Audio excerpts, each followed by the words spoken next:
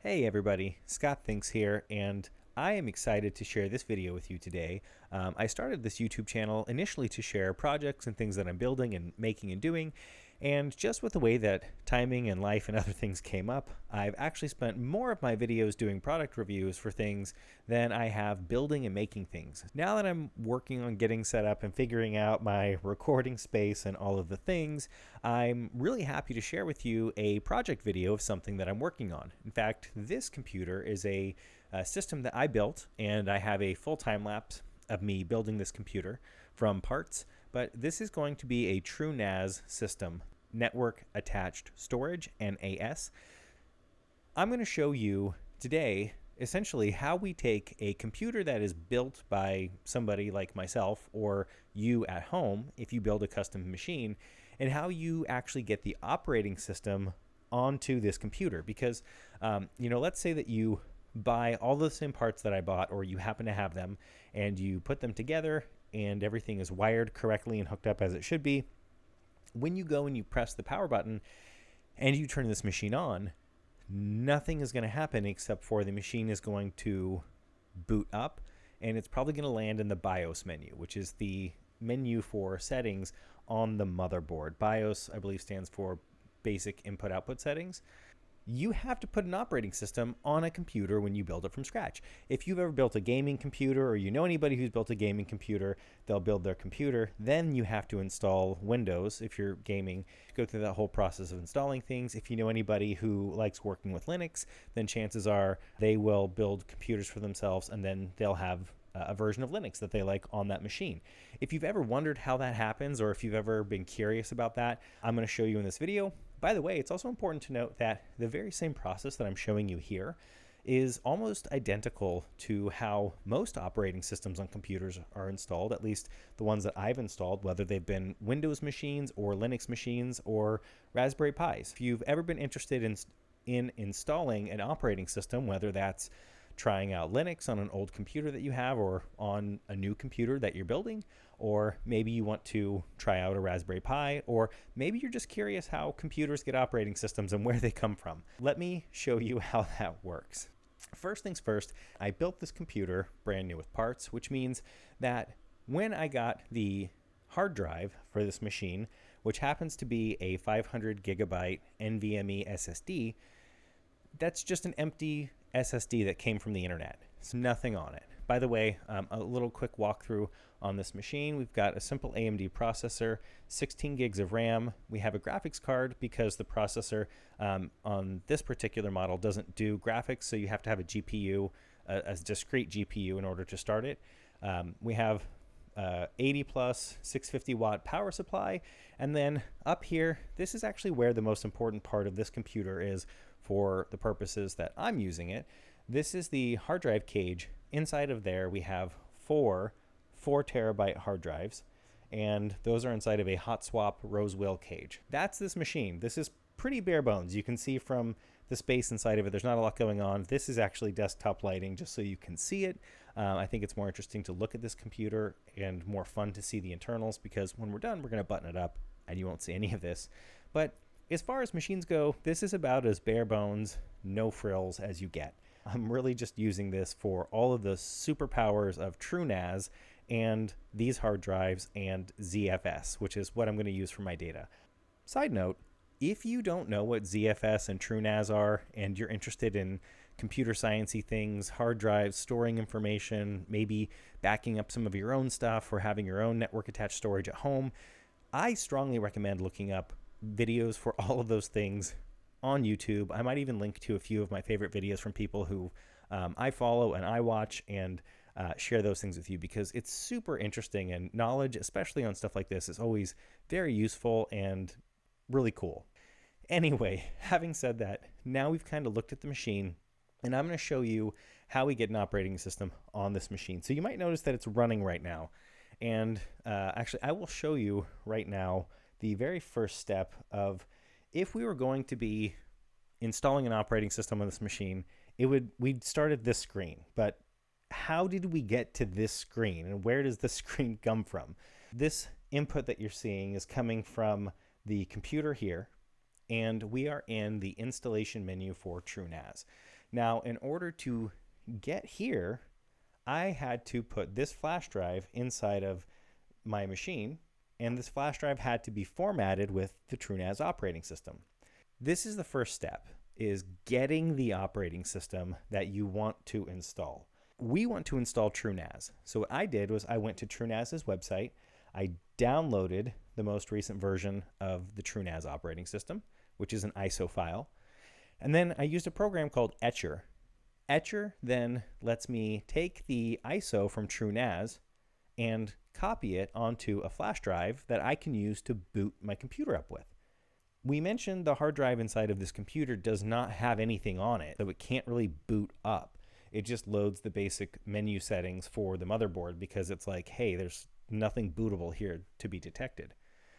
Once we flash this drive with Etcher and we load the operating system onto this hard drive, onto this flash drive, then we can take that flash drive and we can boot our computer from this flash drive. So if you didn't know that, this is just a cool little piece of information in general. Like, this was something when I started to get into computer science, really blew my mind. And it's actually one of my favorite things about working with computers is like being able to boot an entire environment from a flash drive and run it from any hardware that's just sitting around, which is really awesome. And also potentially dangerous depending on your security situation. With our thumb drive plugged in, then we are able to actually go through our BIOS settings, and I'm going to do my best to see if I can't capture all of that and show you exactly what that looks like. Let's just go ahead and take a look at this again. So what I'm going to do is I'm actually going to restart this machine. So I'm just going to select the option here to shut this down, and I'm going to show you that BIOS screen that we talked about. This machine should completely shut down. There we go. Everything spun down. We'll give it a second.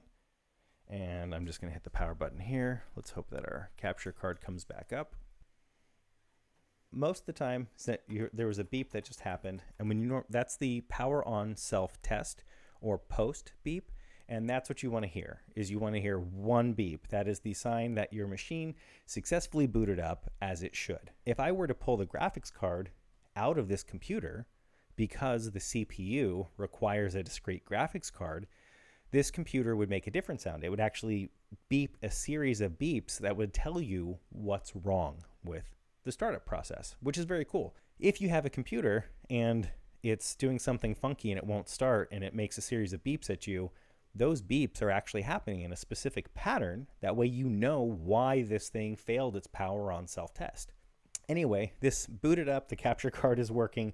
I can show you the BIOS on this machine. In fact, we can take a peek at all the information on this computer as well. Here is the BIOS menu. We can see that we have some information here. We can see our CPU, we can see our memory, we can see the voltage on the machine. There's all kinds of settings that we can use on this menu for tweaking things as far as like CPU settings, fan speed, different stuff like that.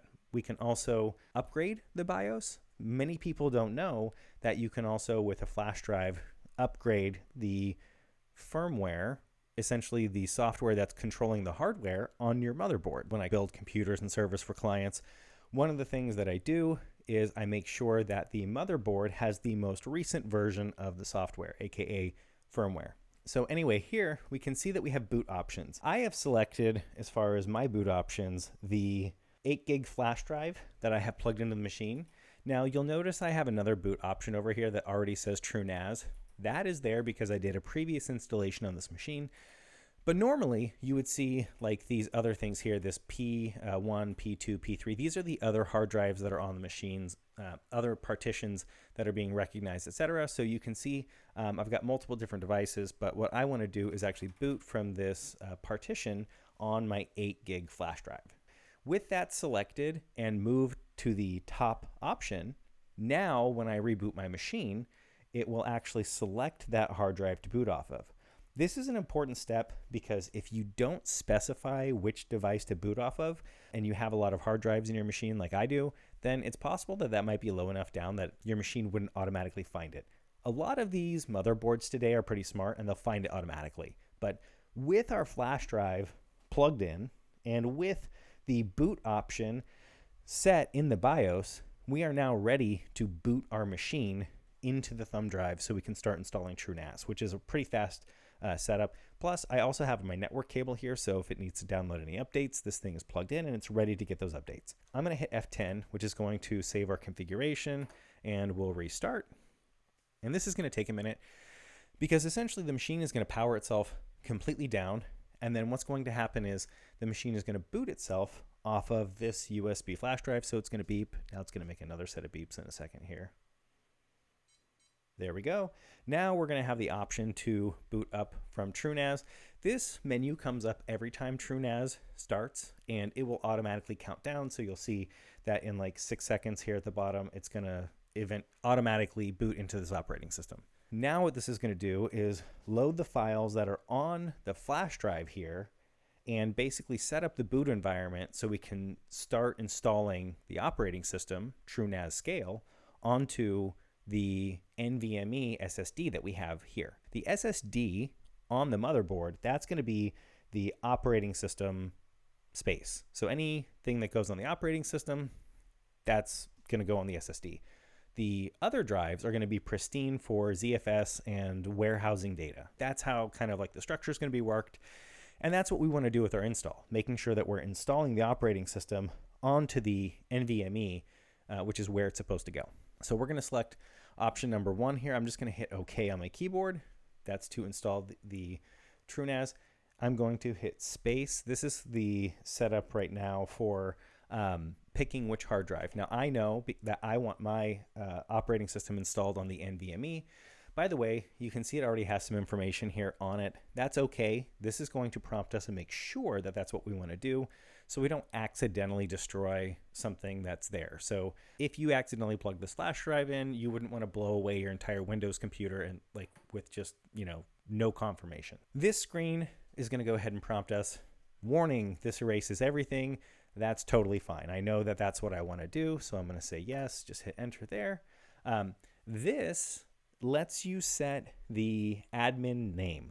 I use the default. I have tried to configure using WebUI on a couple of other installs and it didn't work for me, so I just stick to using this. And all this means is when you boot the machine, the username that you're going to boot with is going to be TrueNAS admin. So I'm just going to say OK here. Now in this box, I'm going to fill in my password. Okay, now that my password is in, we're going to see that at the bottom of the screen here, we're starting formatting. And what this is doing is this is going to be clearing off the NVMe. This is going to start setting up the partition space. And this is going to get everything ready for the operating system files that we copied onto the flash drive to basically be expanded into the proper places onto the NVMe. So the partitions will get set up, the disk will be made bootable, it'll be labeled, the operating system files will be transferred over, etc. So when this is all done, what we'll be able to do is pull out the USB stick, boop, because we're not booting from that anymore. And then we're essentially going to change the boot priority like we saw just a minute ago, and we'll set the NVMe to be the top item to boot from, which means anytime the computer goes to boot, it's going to try the NVMe first to load the operating system. And by the way, this process is generally faster than this. I will tell you now, this flash drive that I have in here is very, very old and very slow. So we're now at our screen where this says that we have successfully installed TrueNAS. We need to pull out the USB drive. So we're going to pull that out. Cool. And now we can reboot the system. So I'm going to go ahead and hit OK. We're going to go to reboot system here. And then when this system reboots, I'm actually going to interrupt the reboot. I'm going to tap the delete key. So we posted. Now I'm going to tap the delete key, and that's going to bring me here into the BIOS screen. Tapping delete will essentially interrupt the boot sequence. That way we go here into the BIOS screen. It's different on different motherboards, but that's a shortcut of the motherboard, and that's like something that happens on startup. So now we're going to go over here to boot, and we see that the boot priority is set, and there's a TrueNAS as our top boot option. So that's where we want to be. Things are good. We can hit F10. That will save all of these settings, and we'll say yes. And then this is going to reboot. So now what's going to happen? We've booted from the flash drive. The flash drive launched the installation environment. We went through the prompts. We pulled this thing out. We made sure that our hard drive is going to boot up first, and we're restarting. So this is exciting because at this point in time, when the machine comes back up, we should have an instance of TrueNAS running. Now this takes a moment. On the very first boot, you'll see that the screen is still dark. You might have heard it post. It beeped just a second ago, but there we go. Once it gets going, it's going to continue copying all the files. This is going to spit out a whole bunch of stuff. You don't need to understand what's happening here. This will tell you important things on the screen if they do come up, which rarely happens. This machine will be managed in a headless way, meaning this machine is going to get plugged in somewhere that it has a network cable going to it, and that is it. I will control it completely through a web UI remotely or through the command line remotely. And here we go. We are now on the TrueNAS operating system. We can see here that the machine has booted up. This is it. As far as being on the machine, this is what it looks like. So if you do plug a keyboard and a mouse into your TrueNAS machine and you have a monitor on it, this is what you would be looking at, because this is essentially the last screen. We are going to actually navigate in a browser on another machine to the HTTPS IP address at the top where it says the web user interface is at. And when we do that, our web page will open up and we'll be able to actually see the TrueNAS instance running on this box. So essentially that's it. We took this machine from bare metal to being installed with TrueNAS using a USB flash drive in, I don't know, 20 minutes. It doesn't take much time at all. If you're setting up your first computer, or if you recently set up your first computer, maybe even if you set up your first NAS machine, let me know. I'd love to hear what your journey was like as far as building a computer. How was your software install? What kind of things did you expect, not expect, etc. If you're out there and you're curious about computer stuff, like, I hope you found this really interesting. Otherwise, this was just great fun for me to share with you how I build these computers, the kind of stuff that I'm doing, and the knowledge and skills that I have gained over time that let me do really cool stuff like building network attached storage machines for myself and my clients. So anyway, thank you so much for watching, and that's it for now. I will share with you more videos. If there's any kind of like specific video that you want to see me make, for instance, if you want to watch me put together a Raspberry Pi or show you how to run some Docker services on Raspberry Pi, or maybe install some apps on TrueNAS or other things like that, let me know. I'm also going to be building some IoT gadgets, some connected web things, and I can show you how we use Node-RED and MQTT to do that kind of stuff if you're interested as well. So anyway, if anybody is out there and anybody is watching, feel free to put some stuff in the comments as far as what you'd like to see as far as gadgets, IoT, and computer stuff. And yeah, that's it for me. So now I'm just going to continue loading this thing up and moving on to the next video. So bye.